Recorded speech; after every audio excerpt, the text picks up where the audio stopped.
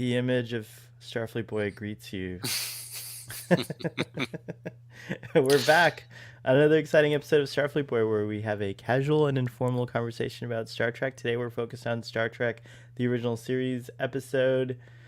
The almost last. There's only two more to go. The Third to Savage last. Curtain. Yeah, the Yeah. third to last. The Savage Curtain. Ah, we're here. We made it. It's been like a month. Folks have been waiting. I see Kahless the impressionist is in the audience saying hello. And so I saw that show in Vegas one time. Yeah, Kahless the Impressionist. It's Pretty good. really good. It's unforgettable. We have our Uncle Arthur, and we've got Joel, and it looks like Chris Collins is here too. So thanks for showing up, guys. We love to have you. Tell us what you thought about this episode. I think I'm not sure if Ruben's gonna make it today, but he might. So I don't know what he's gonna be dressed as if he does make it. If he's gonna be doing any cosplay. He's got options with He's this got episode. a He does lot have of great lots of options. options. Yeah. I was trying to go through my mom's blanket collection to see if I could find something that looked like Surak's tunic, because it looks like either curtains or like those granny blankets. Yeah. That's why they call it the Savage Curtain. It's from that outfit. I don't think I ever Kate, understood nice to the name of this episode. I don't think I looked it up I once, get it. and I didn't look it up this time, and it has some kind of significance. Damn it, I should do Yeah. it now. Well, no, I can tell you. Oh, you because got it. The original script really leaned in more heavily to the Excalbians wanting to watch this as a performance. So something like their theater using, a little bit Cage-like in that way, but using, life forms from across the galaxy to entertain them and kind of teach them moral lessons. So the curtain is like the curtain lifting on the performance, I think, is There what we have it. Roddenberry had in mind anyway. That makes sense, and it's Savage, so yeah, It is. It's a good name though. TOS had the best episode titles. The Savage Curtain. That sounds like an enticing story. The title is one of the coolest things of the episode. That's true. Before we touch on that, I just want to do a little quick show and tell, because our sub commander was recently on the set of the original series, and I thought those photos were so special. So if you don't mind, I'm gonna show them, and maybe you could talk to us a little bit about your experience on the sets at Ticonderoga. Yeah, I would be delighted to. So yeah, I'm not actually a Romulan in real life. I'm more of a Starfleet officer, I guess. But, or he's a Romulan spy. That's right. Maybe that's what it is. So as most of the audience probably knows, there's something called the Star Trek Set Tour, which is way up in upstate New York, Ticonderoga. It's the brainchild of kind of an Uber fan there named James Cawley, who actually his day job is as an Elvis impersonator, but he has over the years collected a lot of original props, some that were used on screen, and then a lot of recreations, and constructed a lot of basically a duplication of the original series sets. So it's been open to the public for several years. I've been a number of times, and I was just there a couple weeks ago. I brought my wife for the first time. And the one thing that we did that was different from previous trips there is we did their little photo package. So you get sort of like, this is so cool. Like a one-on-one tour, and their photographer walks you around and takes photos. And actually they up the lighting a little bit, which is good because it's pretty dark there normally, but the sets are beautiful. I mean, it's a great recreation, and having them all contiguous, and you really feel as though you're on board this ship that we've seen so often just on TV. They do a wonderful job up there. It's not that expensive to go, and they usually run a few special events during the year. William Shatner's visited there a bunch of times. Later he was on there just after you, I saw, and the Akutas were there too. That's right. This time that was cool. He really likes it up there because he's from Montreal, and apparently he always tells a story as a boy when he was in kind of a version of the Boy Scouts, like canoeing down through all the lakes up there and getting down to Ticonderoga, and eventually even down to New York City down the Hudson River. But so he has, and I'm sure he has relatives up there. But even if you're not a Shatner fan, they've got Gates McFadden, Brent Spiner, and John Delancey coming next month Trek For Trek Ticonderoga. Ticonderoga. It's Yeah. kind of like a small convention they do, but it's remote. It is hard to get to without a car, you can't, or a shuttlecraft or something like that. But it is, if you're an original series fan, it is definitely worth the visit.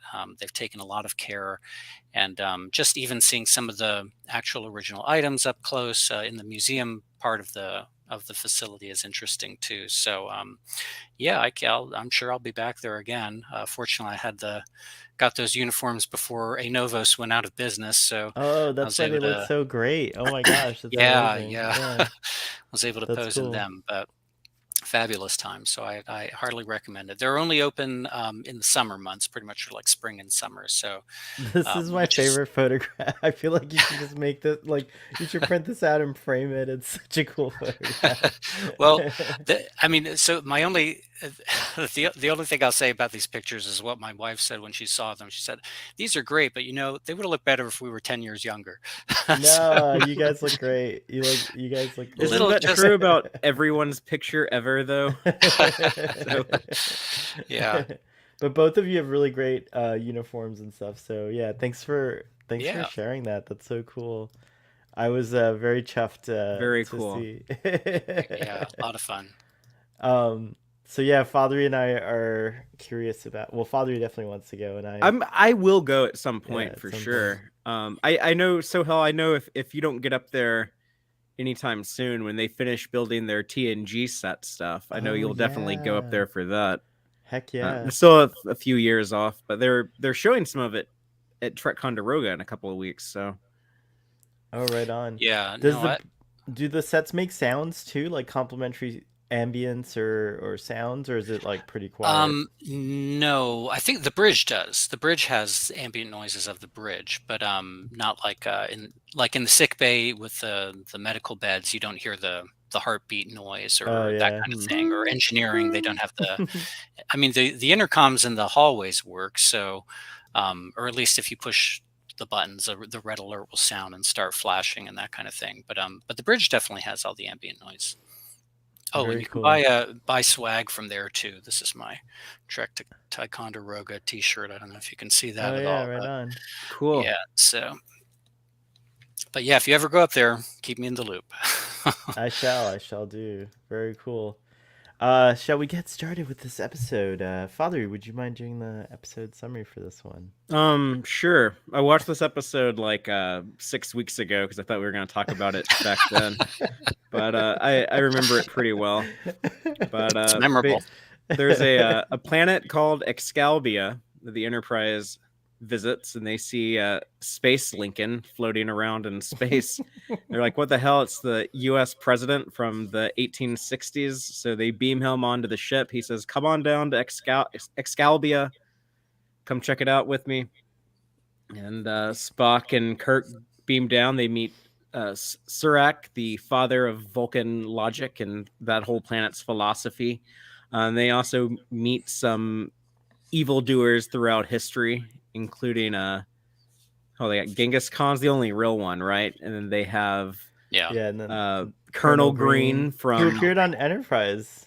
yes, but I guess he's supposed to be like from World War III, early 21st century Yeah. war. We also have Kahless, the Unforgettable, and the woman from Tiburon, from Space Hippie Guy's planet. Yeah, Uh, exactly. so Zora. Before there was a Zora on Yeah. Discovery, there was one on TOS. Yeah. But yeah, in this Rockman, the Excalbian, and he's like, "Oh well, we wanted to see how your good and evil work. So why don't y'all fight and show us?" And then they fight. Some spears get thrown, some backs get stabbed, some voices get impersonated, and at the end of the day, the Excalbian rock dude is like, "Oh well, that was cool." And then Kirk and Spock are like, "That actually like really sucked. You're a jerk." And then they beam up to the Enterprise and leave. That was right on. That's so spot on. I was kind of like, that's it. Like, that was a great summary. But yeah, so well done for having seen it 6 weeks ago. I just watched it this morning, and I've watched it a few times don't know why I keep watching this episode. I mean, It's it so doesn't. fun It's to fun. It's watch. It fun. is. It is a great episode. Well, a great entertaining episode. Yeah. It It's, is it's a bad entertaining. story, but it's fun to see, the cameos. It's fun. It's fun to see. Oh, look, it's like the Klingon, like the chief Klingon, like the head Klingon of their like whole philosophy, and you get like the same thing with the Vulcans, and the guy who plays Lincoln is kind of cool to watch. He's a good Lincoln. Although they wanted Mark Leonard originally. Mark Leonard could have been like the Jeffrey Combs of Star Trek. He's played like all these different characters all the time. Oh man, I could have seen him with the Mm. beard and like doing Lincoln. That I might I have been think fun. he was either busy or maybe it was like a budgetary thing. Like they couldn't afford to. I Mm. don't know if he had like a high rate. I doubt he did. But I hadn't heard that. That's interesting. but Yeah. yeah, he was who they originally sought after. Oh, this is a very like Roddenberry-ish type story. So it was one of his, I think, one of the originals when they were pitching the show. It was or one of the early scripts when they were developing season one. Yeah, I don't think it was I don't think it was that old.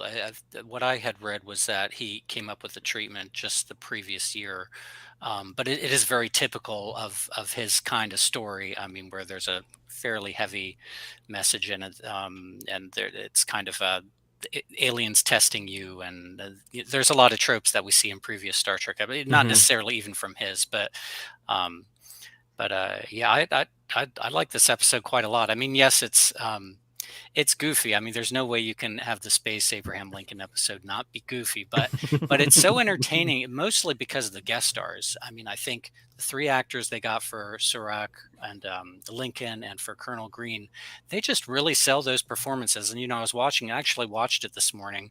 I don't usually watch the episodes for this, but I was just thinking, again, it's another great example in the original series where they're on this set with the tomato soup colored sky and these styrofoam rocks, and there's Abraham Lincoln and this, you know, puffy monster with, like, I don't know, somebody's cigarette smoke coming up behind the back of him. It's like lowest production values in the world, nutty scenario, but the actors are all in on it, and they just they sell the performances, and you believe that. I'm not saying you believe that guy's Lincoln, but he's got a ton of charisma. I feel like He does have Lee Bergere, charisma.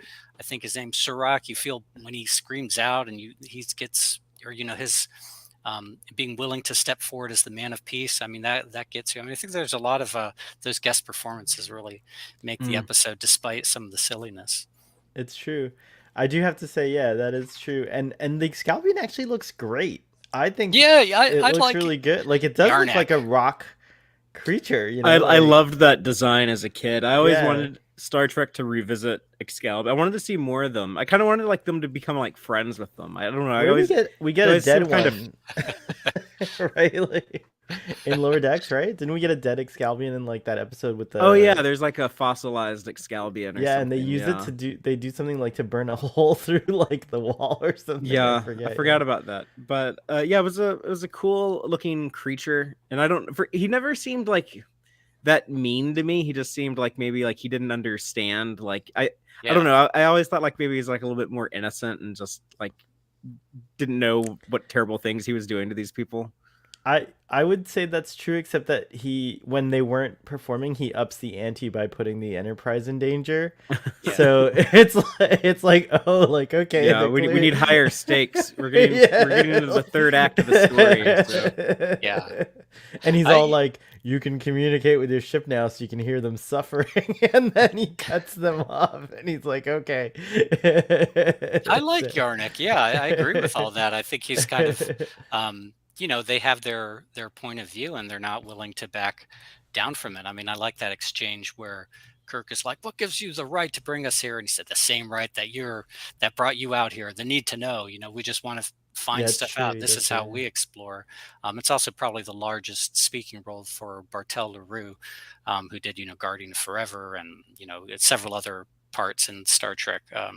In the original series, but yeah, I like Yarnak, and I like I mean, they didn't really handle it great, but the idea of testing good versus evil and trying to figure out what's the difference between these, but being so radically focused on the methods rather than the motivations, they could have leaned into that more. I mean, it just kind of passes as a line at the end of it where Yarnik is disappointed, and he's saying, we can't see any difference between good and evil. You both are doing the same things. And then Kirk asks him, well, what did you promise the other guys? And he said power. And Kirk says, well, you promised me the lives of my crew. And Yarnik says, I perceive. And that's the only indication he gives, that it's the motivations that make the distinction between what we call good or evil. It's not how they achieve their results. So, but I think that could have been the core of an interesting idea, but they didn't really explore it. It was more about chopping the spears and stuff like that. So That is interesting, and it's very Gene Roddenberry now that I think about it. It's like he kind of puts humanity on trial later on, in yeah. TNT. So it's kind of a similar kind of vibe. Kahless the impersonator says the creature was a bonehead. The good guys demonstrate how they are superior by trying for peace, and the rock creature just rejects it because he wants to fight. It's true. This is true. But maybe because he didn't understand the diplomacy. I don't know. It's very interesting. And although the Excalbians Yarnik never reappears. He's never named in the episode, but every time I read about it, he's called Yarnik. So must have been his name in the script. Yeah, I think you're right. It was in the script only. Yeah, but his big brother appears in Galaxy Quest. If you know the scene I'm talking about. Yes, I do. And I guess they're supposed to have like rock creatures at the end of Star Trek V that ended up being a bust, but maybe they could have been Yarnik. You can see it on the DVD or the Blu-ray, and those rock creatures from Star Trek V, they show up in an episode of Star Trek Lower Decks. They're just like random aliens hanging out in a bar, but they're there. Yeah. You can find the Excalbians on the Star Trek Online game, apparently. So they're there, and it looks like they've been in comic books too. I'm looking here on Memory Beta. Yeah, I've been to Excalibia in Star Trek Online. It was actually pretty cool. Hang out cool. with Lincoln and Seven of Nine and Michael Burnham. We're all there, recreated by the Excalbians. Yeah. Oh wow, that's pretty cool. The comic is called Liberty, so apparently it extends this story somehow. Very cool. Yeah, the Excalbian design is awesome. I love it. I mean, I would love to see. I didn't have time to explore it, but I would love to see like if there's any behind the scenes. There's some cool TOS behind the scenes stuff people have been sending me, like just like outtakes and like we told Toddy about it too, or someone. Or who was it? You told us about it, right, Father? Maybe someone was telling us about it. What did I tell you about? Maybe it was that on YouTube. There's like tons of outtakes and stuff from TOS, and I forget who it was. It was Toddy or someone. Well, Roddenberry used to go to conventions in the 70s and 80s, and he would show like a lot of the bloopers and stuff there. So that was that stuff's been in circulation for a while. But yeah, I think some of it might be kind of like hard to find. Like they don't put it on like the official releases the DVDs and stuff like that. Yeah, or the Blu-rays, I should say. The other thing I liked about this episode was the concept that the Excalbians could actually like terraform, like kind of like change the environment on their planet. So it looks like when they first arrive, it's all lava. It's just like it's Mustafar. It's like a gigantic like volcanic planet, and then they create this temperate zone with like a breathable atmosphere and everything. So it would be neat to go back to the Excalbians like in earnest and see them.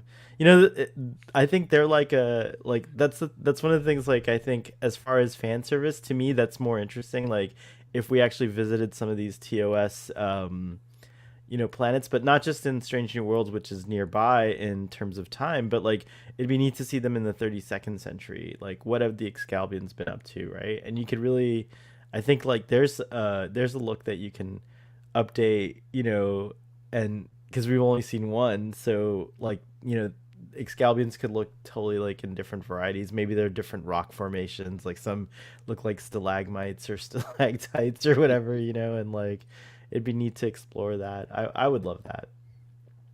I think it was interesting that I mean that is similar to Squire of Gothos, where Trelane creates that one kind of Earth-like section on an otherwise noxious, toxic planet. There's so many like other episodes beats from other episodes that are scattered in this. I mean, you have that from Squire of Gothos. You have the crew watching the action happen on the screen, a la an arena. It's being tested by aliens again.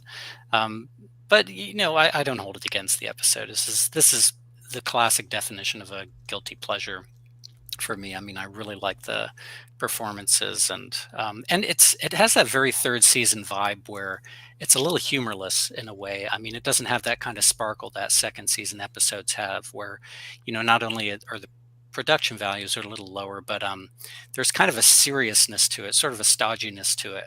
There's no like twinkly moments between Kirk and Spock or McCoy, or everyone's kind of really, I mean, thinking of, and it's very similar to other episodes like that in the third season. I mean, I like that flavor. It's not Star Trek at its best, but I do like it when it gets kind of dark. I mean, if you can buy the ridiculous sort of the concept of the episode, then I think that you can enjoy that vibe to it. But Totally. I'll always watch this. One of the things that struck me about this episode is that we get the introduction of Kahless and Surak, who would become huge figures of lore throughout Star Trek, which was pretty neat. Like, who knew that these two characters? I guess, because Kahless definitely comes back. Both of whom come back. Yeah, Yeah, I mean, kind yeah. of. Kahless is a clone. Yeah, exactly, and also Surak is his Katra in someone else's body. Exactly. Yeah, so that was pretty cool.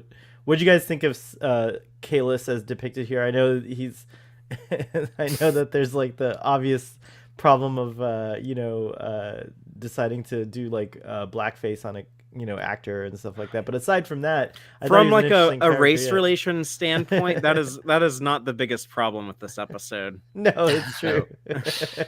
It's true. We have to talk about that scene too. That is one of the and again, I think this episode is fun to watch, but yeah, that is like one of the biggest cringe moments for me in all 56 years of. I understand, the context at the time. I understand like that it was like good spirited, well intended.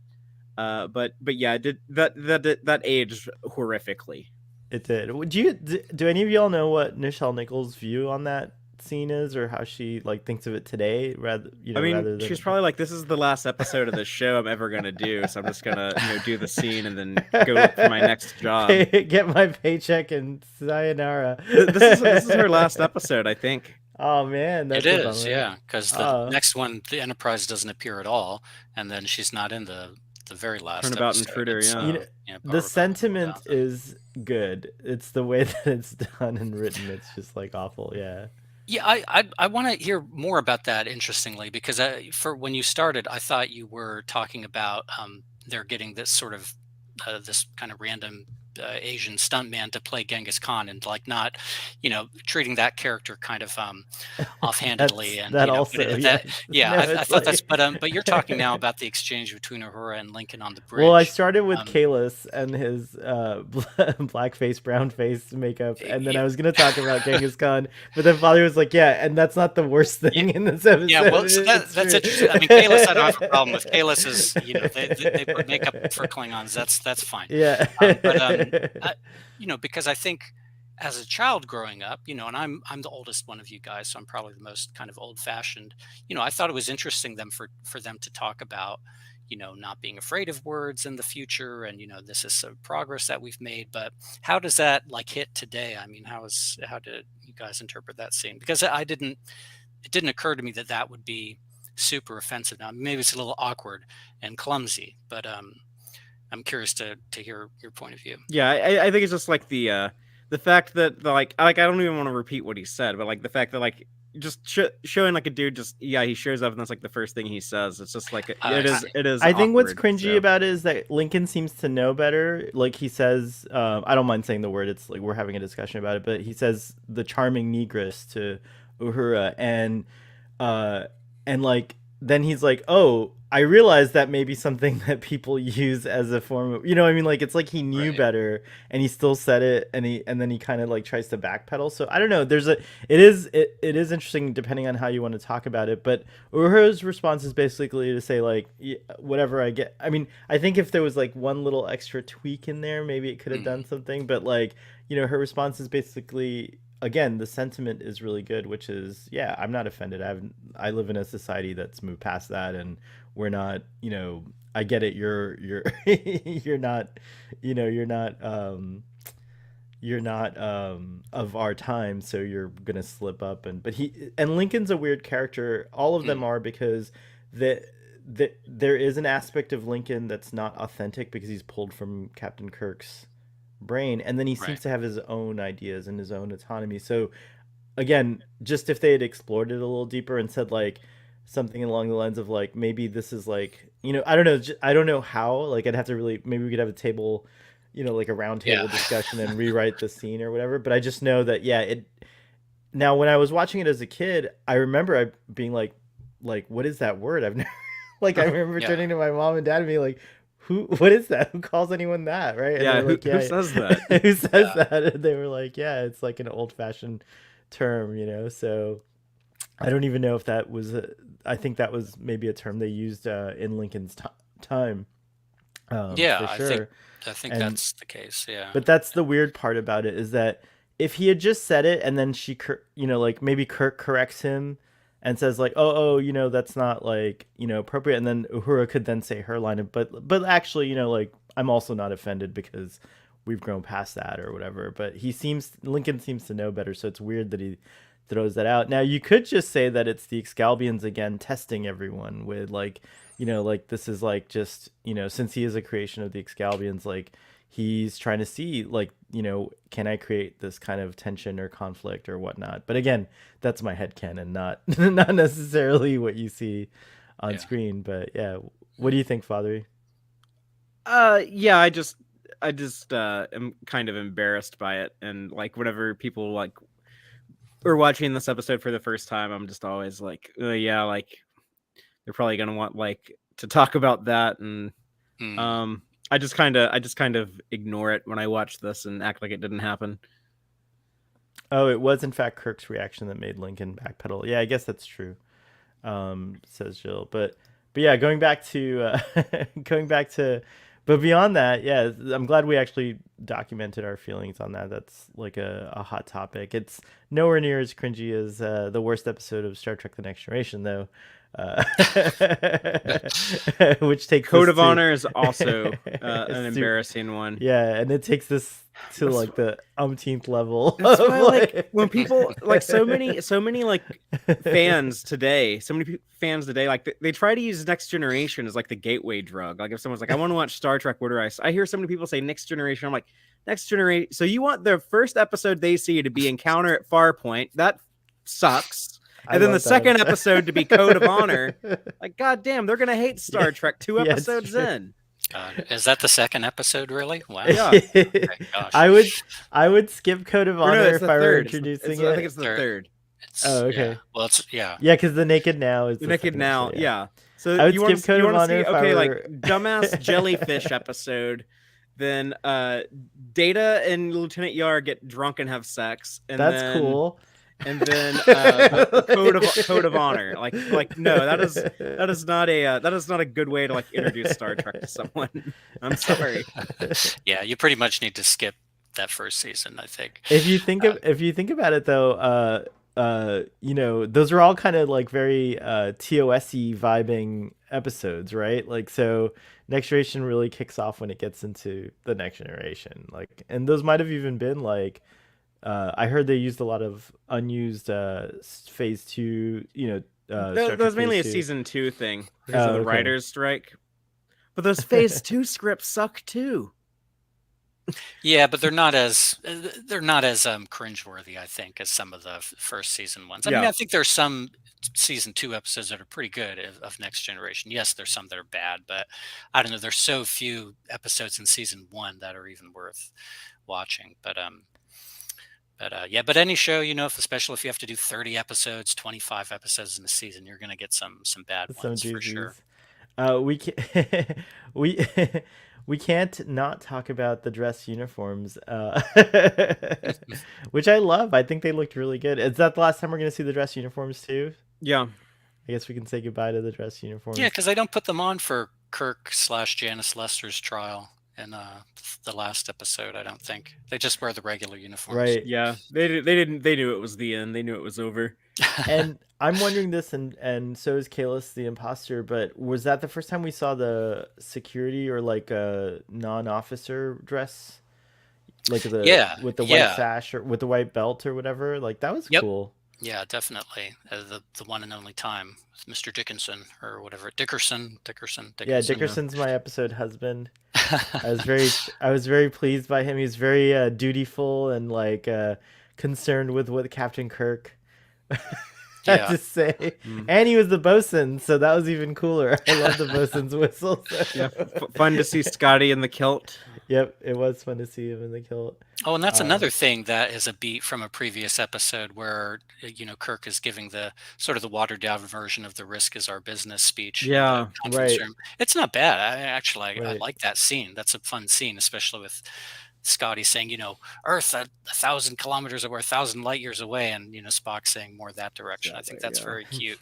I like But that sass that Spock shows to Scotty in that one scene where Scotty's like, "Oh, he's from what does he say about Lincoln being from a planet like over yonder or whatever?" yeah, And Spock's like, "Actually, it's in this direction, Engineer Scott." like which was pretty funny. But yeah, that happened in that scene, like that conference scene and stuff like that. It was We pretty see cool. Sulu in the captain's chair again briefly, right? yeah. Mhm. Until Scotty gets back to the bridge. But I guess it's the last time we see Sulu in the chair. Yeah, that sounds right. It's funny because I think in one of the scenes he's in the chair while Kirk is on the bridge. Kirk is like just standing.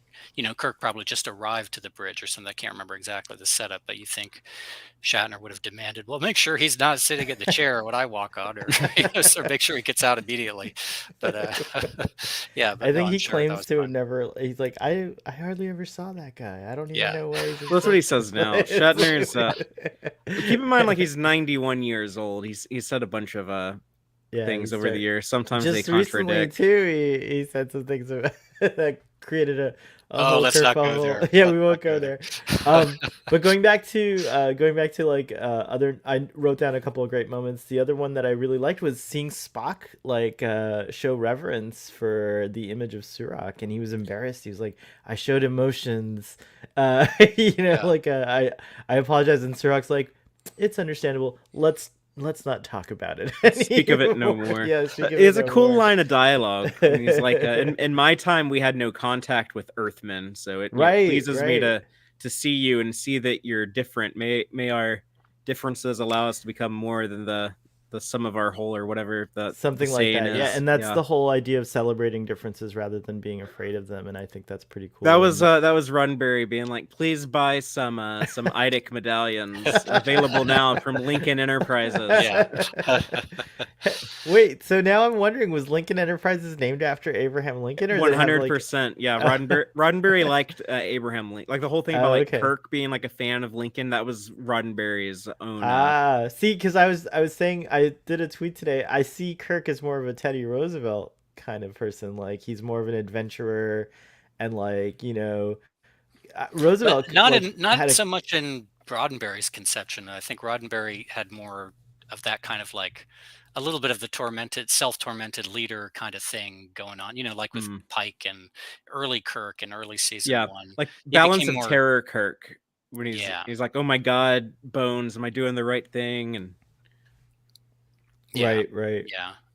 So I think that's why he liked Lincoln. But yeah, no, I think that guy Barry Atwater is his name for Surak. Yeah, I think he does a really nice job as Surak. I mean, it's hard to play a Vulcan. I mean, you've got to be unemotional, but you got to sort of give a sense that there's something going on, or there's something below the surface. You can't just play it straight, and you can't lean too much into the snarky 83.5 degrees, like the getting every tiny factual thing right.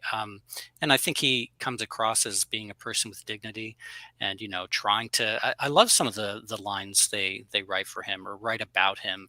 Your Surak is a brave man. Men of peace usually are. Right, that was a And, great. Yeah. Yeah, and even some of the things for Lincoln, there's nothing good about war except its ending. There's some little jewels in this otherwise silly episode for Yeah, sure. those, you're absolutely right about that. And also Kirk kind of blushing and taking that compliment from Lincoln was like a neat moment. That was like Yeah. The General Grant, the General Grant which is scene. Yeah, kind of exactly. weird. Like a lot of, I mean, I think like the hero worshiping we have for U.S. presidents is kind of that's kind of weird too. Like Grant did a lot of questionable things, so I don't know if I would take that as a compliment. But I guess Lincoln did too. You know, if you ask like a lot of the Indians he had executed, they'd probably tell you that Lincoln was a questionable figure. But yeah, it's I guess, you know, just looking at like the historical context, Kirk is has respect for guys from the American Civil War, Lincoln and Grant and stuff. You know, And you those can see that stories are this is still kind told. of, yeah, and this is kind of like I feel like, you know, we're learning this even more and more now, but like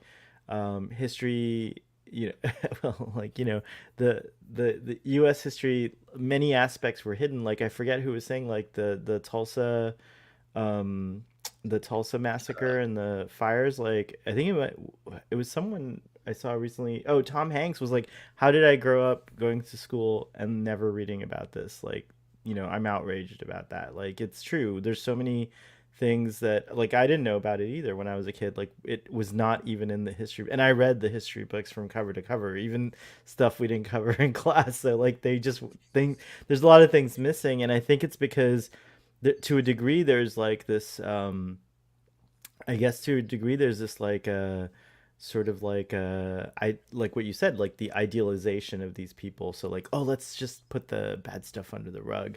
I think it's so much better to include everything about a person so that future leaders could be better, you know, like so that they're not like living up to these like false expectations. And you know, that's something that would have been neat to explore. But in the 60s at this time, like Gene definitely grew up reading the you know, the abridged histories of these people and idolizing them. So yeah, it makes complete sense.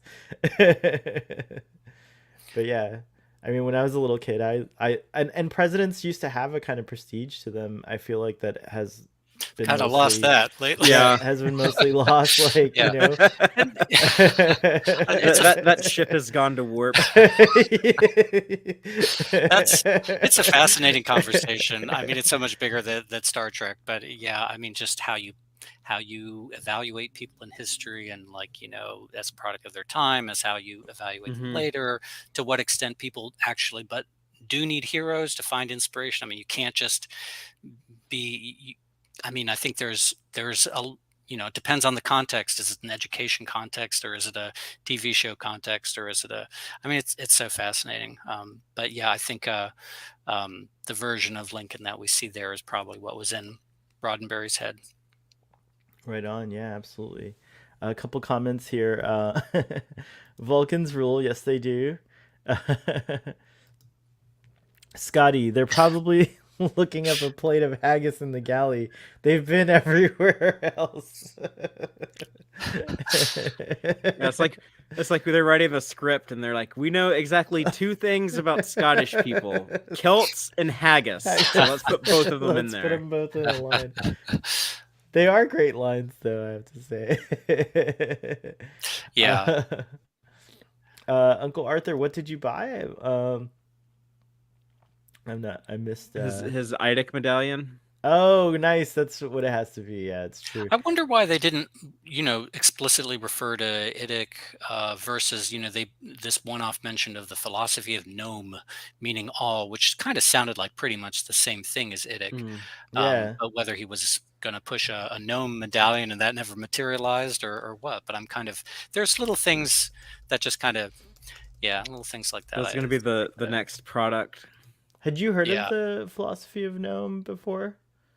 I don't, as far as I know, this is the only instance of it being mentioned. But when you Google it, of course, it brings up Noam Chomsky. But yeah, I don't know how it's meant to be spelled or anything like that. I mean, maybe it's not far from it. Yeah, but or there's things, little things like, you know, do you still measure time in minutes? We can. Oh yeah, which they absolutely do. You've been using minutes. Yeah, you know, they always have minutes. Or they'll do miles and kilometers, or yeah, so they weren't great with those kind of details.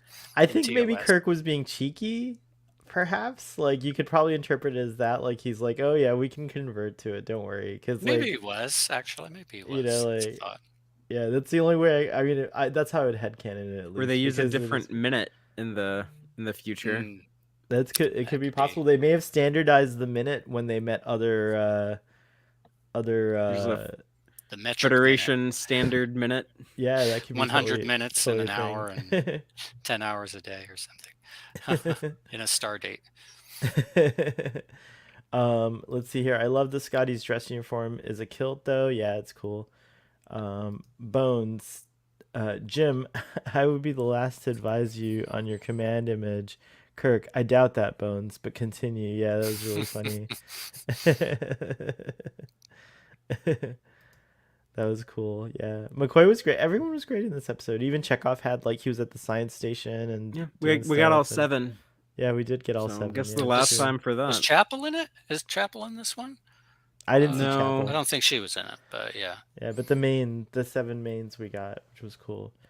Yeah. Do you guys know what tartan or what clan Scotty is representing with I his think they tartan? made up one, but I could be No, wrong. I think it's for real. I think it's Scott. SCO, Scott. There was a clan called Scott. I remember we talked about this with Robbie in the other, well, Is There in Truth No Beauty? But yeah, I'm pretty sure, James Doohan actually originated that idea of how about I wear a kilt for this, and he, figured out which tartan it was or something. I mean, he obviously didn't make it, but I think it's not. They actually paid attention to detail there. The clan Cool. Scott tartan though isn't white, but maybe you can have Oh. tartans. Maybe it's the pattern that's important. Oh no, I found a version that's exactly like it. Oh, very cool. Okay. The Clan Scott 175 tartan kilt scarves. Yeah, so yeah. Oh wow, I might have to get one. It'd be good cosplay, I suppose. Yeah, it's true. Very cool. If Robbie's still going to Star Trek mission Seattle, then maybe we could represent the Clan Scott. All of us. We could do a dress uniform. I mean, you can buy that the dress uniform shirt, tunic, whatever. So then you just need the kilt. So yeah, it'd be. I don't know what Pretty kind of easy to get shoes. What kind of together. shoes does Scotty wear? Yeah, he's when got like in dress uniform. those knee-high sock things. Yeah, Doesn't yeah, he have he's that got with like the- the tassels on them? Something like that. Yeah, I'd have to find some socks like that. It's Yeah, doable. Yeah, I'm sure. You look at your Renaissance fair. Actually, and kinda- it looks like James Doohan kept wearing that tartan because there's a picture of him much older at a red carpet event where he's dressed in like a proper. well, they had to you let it know- out a little bit. But He's dressed in a proper tuxedo, and he's got like he's got the look even more authentic, and he's walking around with like a Gandalf walking stick. He looks pretty badass. did they have it? Did he wear it at the end of Star Trek 2 when he's playing the bagpipes? Yeah. Does he have a kilt on? I feel like he has No, at least. wait. Does he? Maybe No, I don't. think maybe he he does. doesn't. Maybe he Yeah. doesn't. That would have been cool if they did, though. Just to make that connection. Yeah, I'm but gonna there's pull up no his picture dress real quick. uniforms There's in the movies. It's like the 'Cause Monster there are. They're Maroon always is in the dress dress. uniform. Or, yeah, that's right. Yeah. Here, hold on. Here's Mr. Scott. Let's see. Do you guys see that? it's, Let me zoom yeah. in. It's kind of hard. Hmm. I think that's as close as I can get. Oh, there we go. So yeah, he looks yeah, pretty that's cool. like late '90s, early zeros. That's when he was getting Yeah. close to the end of his life. Once the mustache went gray, because it's like he went gray, but his mustache stayed black for a while. But once the mustache is gray, it's near the end. Yeah.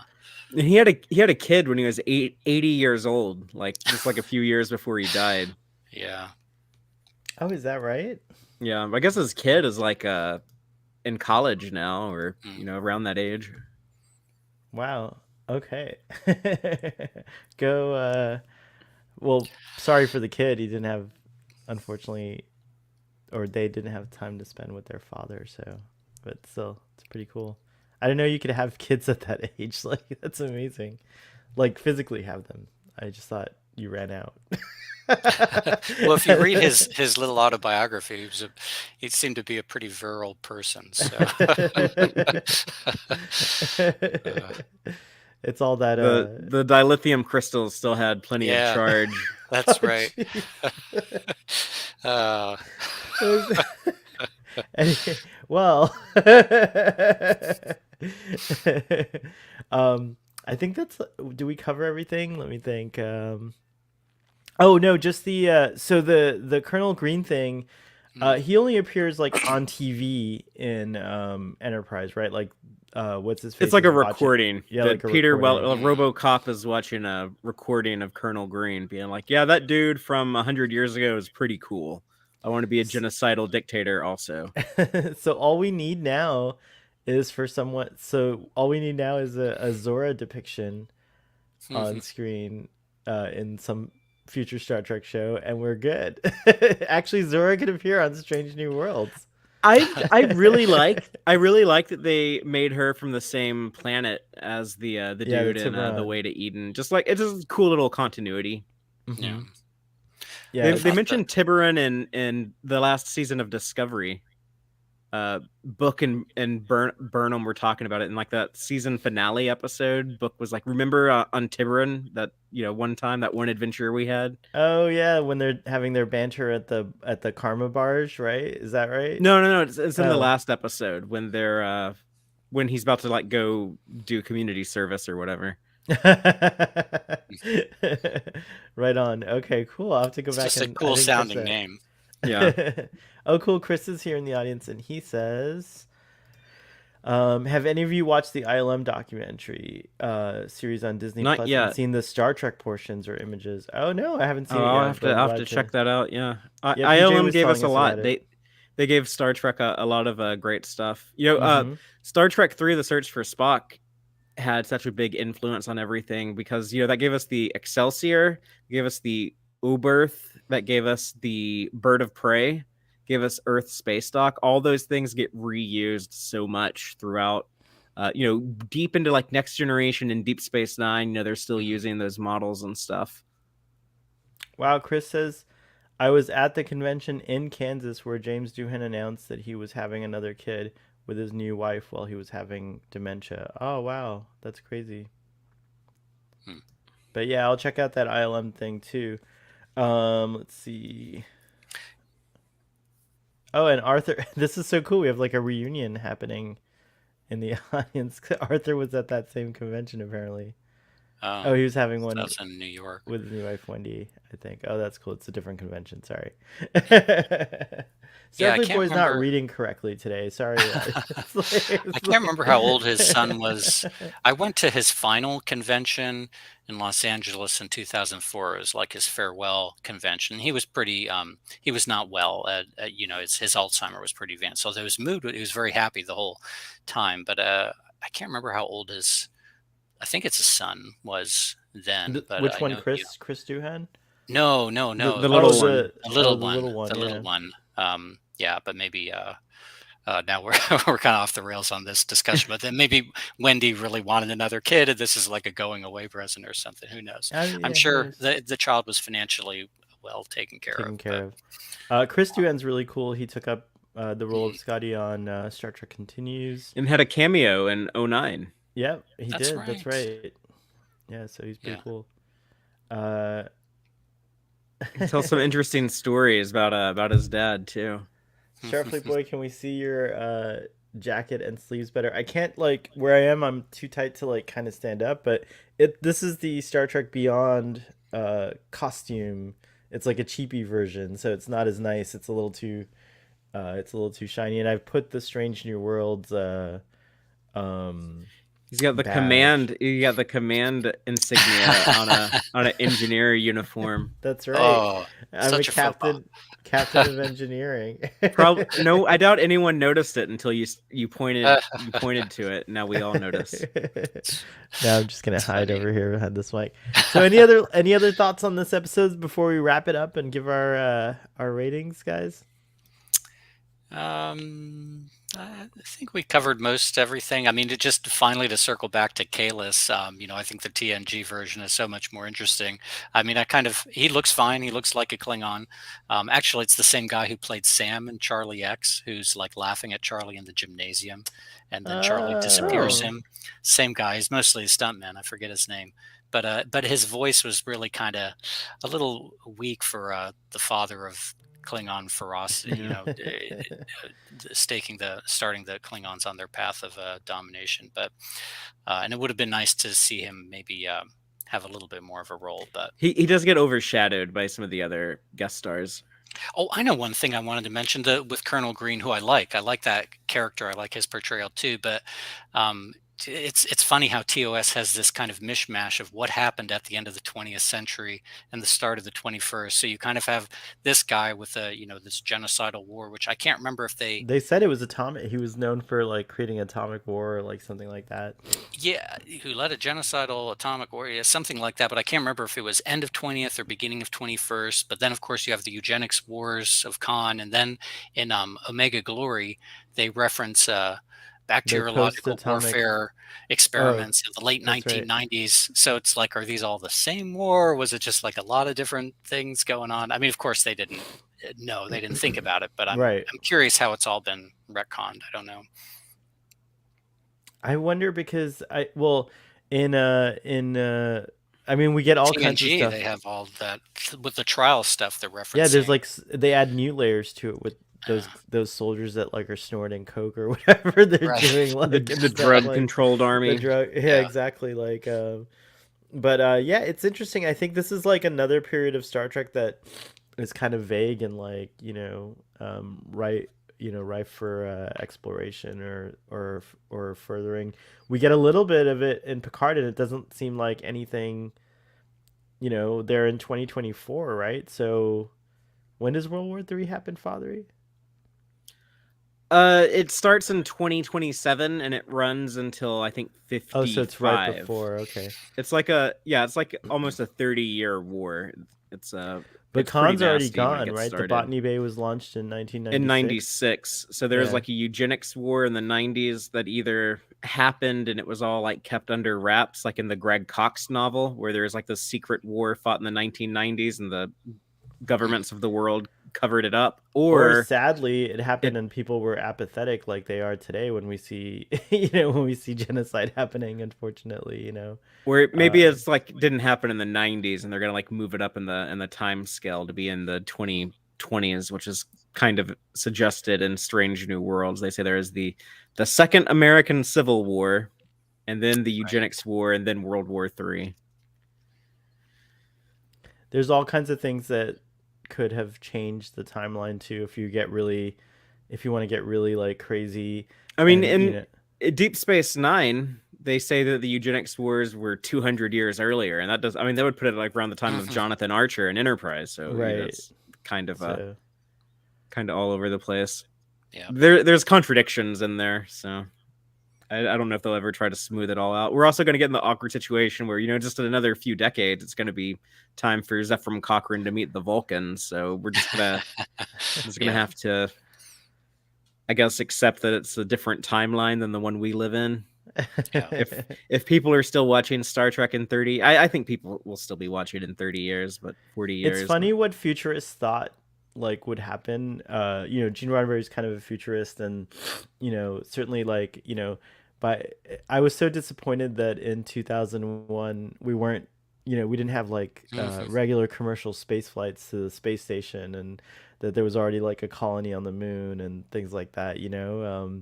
But it's interesting the trajectory that like futurists of the 50s and 60s had for humanity as opposed to what Well, I think actually they happened. thought that the same rate of increased space exploration. I think a lot of people just assumed it would continue, whereas in actuality, it was very important to the United States government to prove they could land a man on the moon before the Soviet Union, and show the world that we had better rocket science than the other nuclear superpower. So after that was accomplished, then yeah, people stopped caring about space travel that much. So I Which mean, is we've put why, robots on Mars and stuff. We've done other cool stuff since yeah, then, we but have yeah, done cool stuff. it's not the But it's same uh, the progress definitely slowed way down. Speaking of which, just a quick plug for All Mankind, because there's an interesting what if scenario, and you just said like, oh, they accomplished their mission, but what if they hadn't? And it Well, could that's have then it's Ron really Moore made a cool. TV show on that, Yeah, which is it's very, very good. I highly recommend it. yeah, I'm like really enjoying it. But yeah, that's interesting.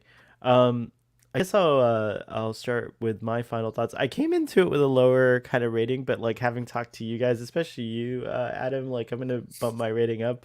I'm gonna give this episode a 8.5, because it is enjoyable. It's very fun, and there's certainly a lot of cool things like the introduction of Surak and Kahless, and it is funny to see Abraham Lincoln again, and I mean Abraham Lincoln interacting with the crew, like whatever the mechanics of it are, and yeah, overall it's just it is a cool episode, and it has a lot of good concepts, even if it doesn't quite land it perfectly or anything like that. So, or not even perfectly, but just like in the best way possible. And certainly a lot of things aged, as we talked about. So yeah, 8.5 for me. How about you, Fathery?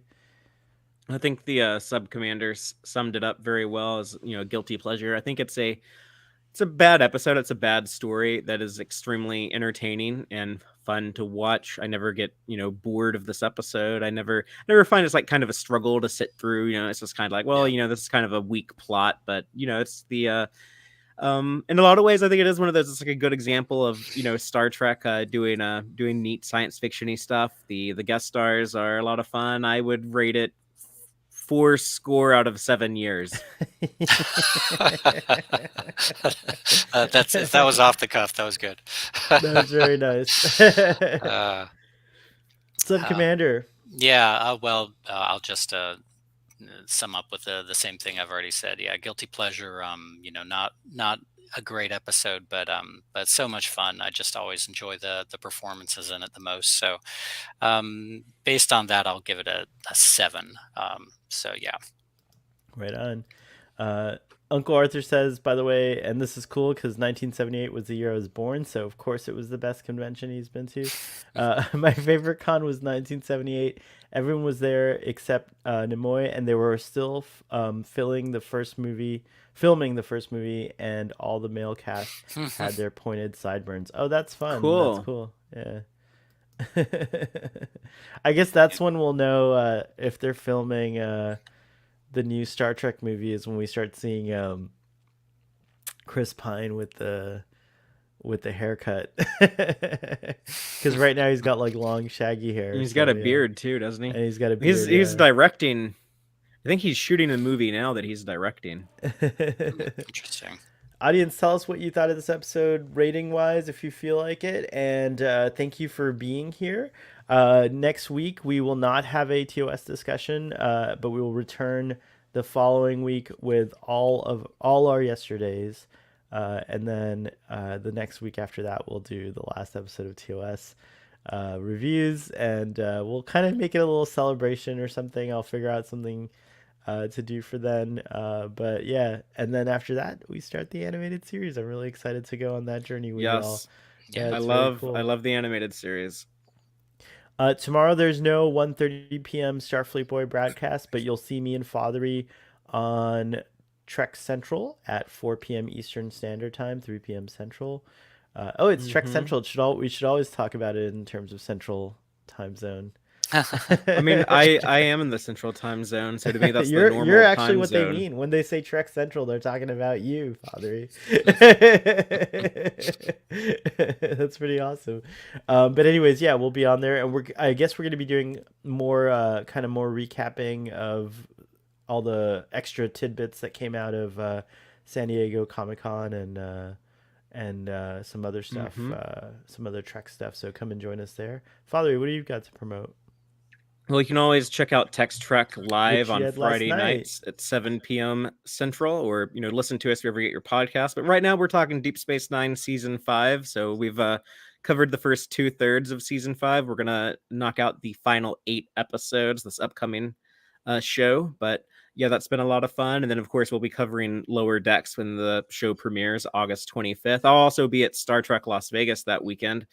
So if people want to see me in person, you can find me there. And we are having a patron watch along on the Text Trek Discord server in 30 minutes. So if people want to come watch Trials and Tribulations with us, just sign up for the Text Trek Patreon. You can come in as low as $2 a month, and that gets you into our monthly watch-alongs. I think this is gonna be a fun episode to watch. We had like some technical issues with Discord last time that I think I've worked out. Now people can hopefully be able to chat as we're watching the episode, and the text chat, or come in on the voice communication like me and Dave. And I think you're gonna be there too, Starfleet Boy, right? So yeah, I'll be there. Watch one of the best episodes of Star Trek ever, in my opinion. I love DS9, I love the original series, and I love seeing them mixed up, crossed over together. So it's going to be a good time, and yeah, I'm really looking forward to that in about 30 minutes. Yeah, so check us out at 4:30 Eastern, 3:30 Central, over there on the Text Trek Discord. Yeah, exactly. I'm starting to learn how to use Discord better. Well, I am too. It's still kind of a mystery to me, but I'm getting there. All right, folks, and Sub Commander, what are you promoting this week? Same old. Just follow me on Twitter at SubCommanderT, or my parody account at Mr. Leslie TOS I love Leslie. for hashtag TOS Saturday Night. Tonight they're doing the Doomsday Machine, and followed by the animated episode. I'm just looking at this now because I didn't know the Terratin incident. I've never seen that. Yeah, the Terratin incident. Yeah, that's the shrinking episode. It's like Honey, I Shrunk the Kids. Okay, all right. So I wonder why they paired those. I think they're maybe just going in order. I know they're doing production order of TOS, but not sure if I'll be awake for that. But that's what's happening tonight. So nice. What were you gonna say, Fathery? Oh, I was speculating why they might be pairing those up, but I want to. You want to tell? You'll tell us later. No spoilers. Okay. No spoilers for 20-plus-year-old show. 40-plus-year-old 50. show. 50. The animated series is 50 years old. All right. Well, thank you so much. This was fun. And I'm just kind of like sad that we're going to end TOS, but all good things, right? Live long and prosper, and we